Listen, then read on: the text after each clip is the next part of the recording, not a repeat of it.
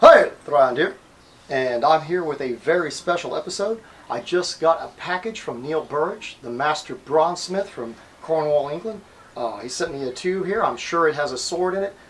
We've been talking about the cast blow online and a lot of work I've done with that, and if a lot of the Bronze Age swords, because they've been different than the Noway 2 and so on. So he'd said something about sending me maybe a leaf-shaped sword or Ewart Park or Wilberton. We're going to open it up and see what we got today. Where I started taking tape off, and then I realized I needed to actually document this and do it in front of everybody.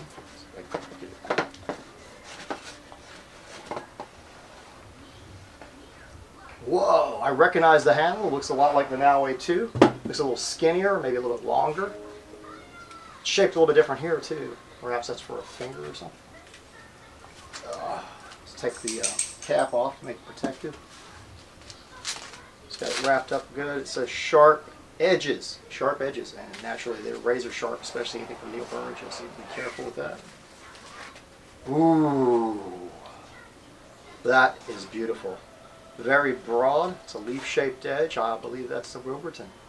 But he promised that he'd probably make something like that for me, and I love it. I love the T-shaped or the cross-shaped cross-section.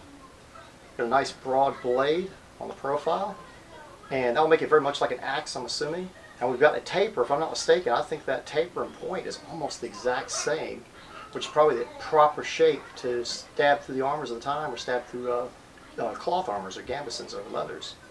Very good point. We've used that to cut through all kinds of steel, even metal, stab through it, puncture through easily. But the weight to this, you can feel it, and it makes me want to put my finger here for some reason and use it in that manner. Just cast it out.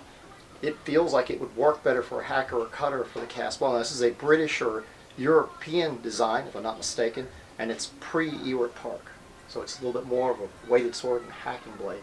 I guess me and Eldgrim are going to have to go out there and try this out. See what we can do with it, test it out. We just got it, and it is extremely sharp. I can tell you that right now. It's like beautiful. He used a new method of making it he was talking about. I want to see how well this thing handles.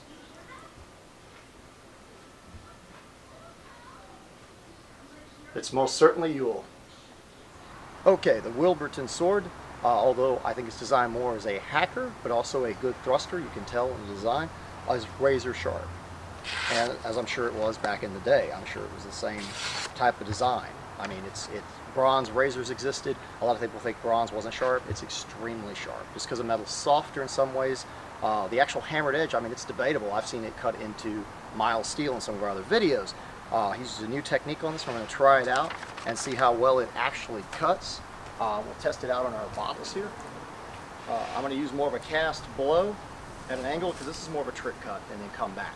It's a lighter sword in some ways compared to like I believe it was a Damascus blade or a pattern welded blade that I'd done this with before, but this should be a lot quicker to just come right back and right through. So it should be pretty simple to do, and we'll go ahead and see how it turns out.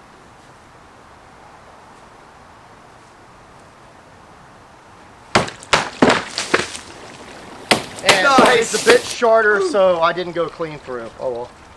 I'd love to try that again.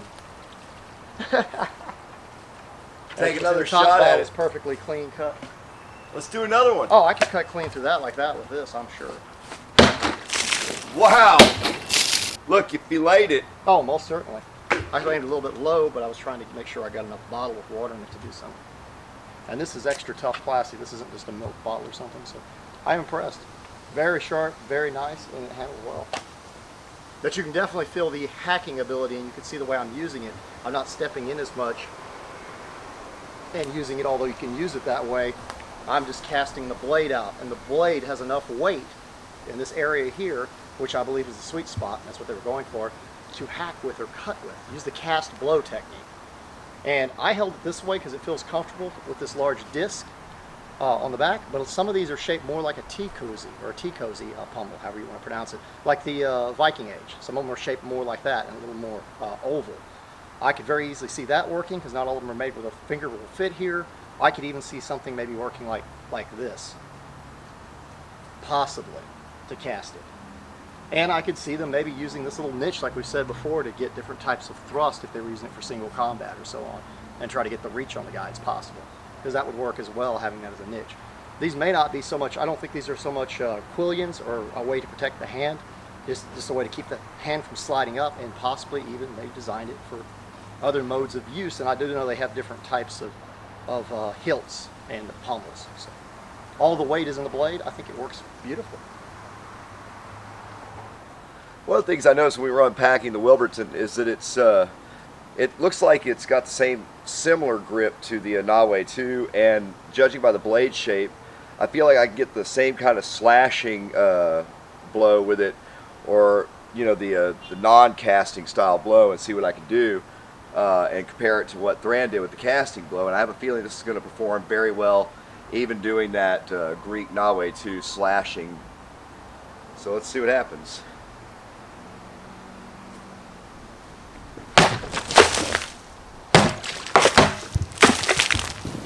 Oh yeah, works beautifully. I like it. Yeah, you can grip it like that and continue in that motion, and it performs equally as well as the Nawe, and it seems to have a casting capability too. And so it's an incredibly versatile blade. As well, because you can kind of throw into it as you do it to gain some acceleration of the blade and mass. Yeah. So unpacking this, I noticed that, and it seems I was right. You can do both types of cuts with it. Let's try it out with some other materials. I think we have some rolled wet newspaper. Again, I'm going to do the cast blow, where you cast the blade out with the weight of the blade, and I'm going to hit with that sweet spot.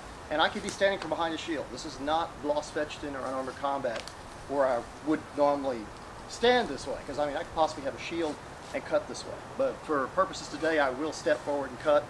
I'm just letting everybody know that it could be used in all manners from behind a shield and just thrown out there, the blade weight. So that's what we're testing. So I'm not going to be doing a lot of stepping. I'm just going to cut with it.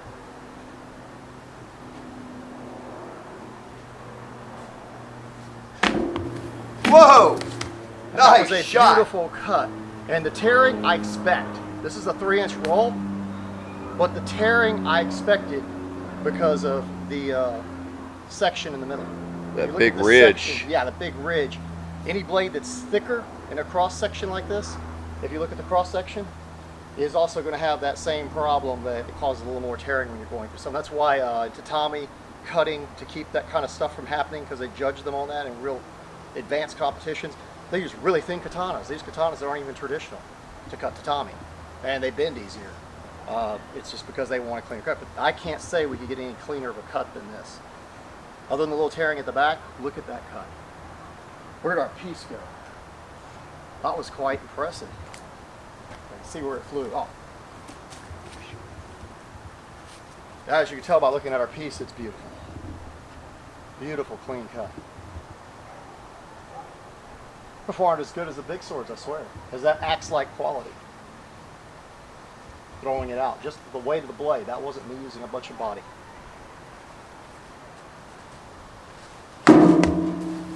Nice. Wow. Really good. Other than a little bit of tearing, look at the cut. It's perfectly clean. I'm sorry, but that's impressive for a sword this size. That thick a roll, and for me to come up through that.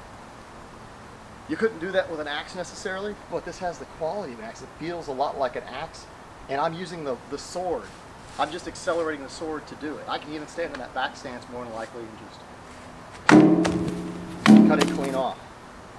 And that's with the cast blow. I am kind of cheating and using this, but something that would work with. Other ones you'd have to improvise in some other way, and a lot of them had different pommels. So very easily I could see that the Europeans were doing this, or the British were doing this with this style of sword, and that's why they liked it so much. A predecessor of the later century swords. Okay, I've got the Wilberton, and as we're getting into twilight now, I'm going to take the last cut with it, and it's going to be, again, that slicing style cut, more of a hammer grip than a cast. Slicing draw. Yeah. Like a slicing draw like you would with like a katana or some other weapon. It's a hammer grip thing. So, here goes. Oh yeah, it hammered. And actually it helped me not... No, I just watched something. It didn't have the speed as the other one did. You slice through it with the actual sharpness of the edge and just slice it through. That is impressive. That was a The nice last shot. little bit tore, but the reason Again, why it's that- lack of that- speed. But we're talking about he sliced through that. That was a slice. It's got that center ridge. the perfect slice. Yeah. I'm sorry, but I'm impressed with the slice because it's not so much as the thrown speed and the weight behind it, and just the arm. He did that with the stepping and everything, and just sliced through it. That's impressive. From a Bronze Age blade, I wouldn't expect it to perform that well. And it did perform well. I'm actually very impressed. Well, I mean, with, actually, I'm not surprised anymore from all the testing we've done. If you Not watch at all all. our other videos, all the bronze testing we've seems done, to be yeah. a magic, a It magic does some metal. amazing stuff with the edge. I can't believe it. It's a And if great it ever metal. does Love bend, it. you can bend it right back. And from what I understand, bending it back doesn't do any real harm to it at It all. actually strengthens it. I mean, unless you did it severe bends, light bends, and bending it back over time, they actually use that method to help harden the blade if they want it harder. The edge gets hammered because it's cold work to make it hard. And yes, it can become so hard that it becomes brittle. Well, I'm Most people don't impressed realize that. not only with the design and the metal that's made out of, but I'm also impressed with the craftsmanship of Neil Burridge. Oh, most certainly. This is probably one of the best Neil Burridge. It's hard to say. I can't say that. The Norway 2s are pretty awesome too. This is the predecessor to the Ewart Park. So, I mean, yeah, it's a little bit heftier, broader, a little more weight You can behind the feel blade. it. I love it. Yeah, You can feel I where the love weight's it. at in the front, and I love that because either way you cut, whether you're casting or Very hammer reminiscent of some of the gripping, gladiuses that were later century. this is a beautiful weapon. Thank you, Neil Burridge. We appreciate all your hard work and everything you do. And we appreciate all of our donations from everyone. Adrian Watson, from Medieval Shop, everyone. Mitchell And Yeager. Mitchell The Yeager, stuff that's should right. be getting there. I don't know how long it's going to take. We shipped it the best we could, but it was That's right. a little difficult on the pricing there, but we still got it. Yeah, so everybody that contributes helps out, and we appreciate that. Continue to subscribe to us here at YouTube channel Thrand. Your Like our subscriptions video, leave a help us too. Yeah, like our video content. Also comment down the comment board. Look us up on Thrand and Eldgrim's Well of Remembrance. That's our like page on Facebook. You can also go to our closed group, which is the Thrand YouTube Boat Crew, and you can ask to be a member. We'll surely let you in as long as you get along with everybody and you like the topics, which we do a lot of crazy stuff. And we also give you some exclusive content from our. And you're not offended by us, and we're not offended by you. You're welcome to be there and be part of the crew and be a Viking with us. Like I said, you get exclusive content as well. You get videos most people don't see on YouTube. Also, you get to see some set stills. Have one-on-one conversations with Thrand and I. That's the Thrand YouTube Boat Crew. Thank you so much for watching, everyone. Oh, and help us on Patreon. Wait, help us on Patreon. Don't forget about that. The www.patreon.com/Thrand. You can donate monthly to us there if you like, and you can get some prizes and benefits from it. You can also suggest videos if you like, and you can also help us out through PayPal, and that's thrand@yahoo.com, which is also an email. You can email me as well if you have an item you'd like to donate. Go ahead. Right. Well, thank you for watching, and farewell. Farewell.